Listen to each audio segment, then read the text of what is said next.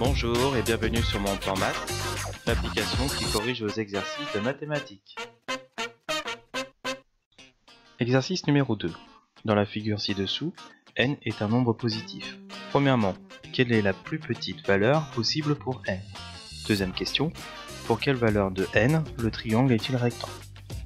Donc ici on a un triangle isocèle. Pour que n soit la plus petite valeur, il faut que ça soit un triangle plat. Donc un triangle plat, si on dit que ici c'est le point A, ici c'est le point B, ce sommet, le C, est ici. C'est un triangle isocèle au milieu de A et de B. Donc ici c'est le milieu, ici c'est 13, donc ça nous donne 2n est égal à 13. Donc n est égal à 13 sur 2, donc 6,5. Donc c'est la solution de la première question. Pour quelle valeur de n le triangle est-il rectangle? Si le triangle est rectangle, on va utiliser le théorème de Pythagore. On suppose que l'angle droit est ici. On a toujours notre triangle isocèle, donc ici n, ici n. Le côté de ce triangle va être l'hypoténuse.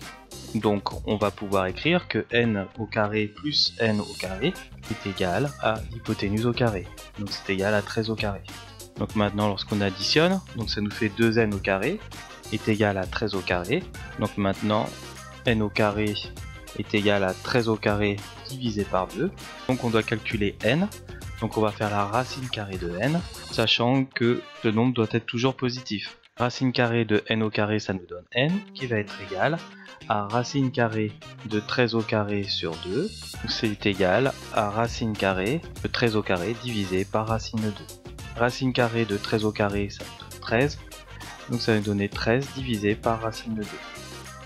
Si le triangle est rectangle et isocèle, donc ça va nous donner, ici on va avoir 13, ici on va avoir un angle droit, et donc là on va avoir 13 sur racine de 2 pour n, et de ce côté-là c'est pareil, 13 sur racine de 2. Toute l'équipe de Mon Plan Maths te remercie d'avoir suivi cet exercice. Surtout n'oublie pas de t'abonner à notre chaîne YouTube afin de recevoir régulièrement tous les nouveaux exercices. A bientôt!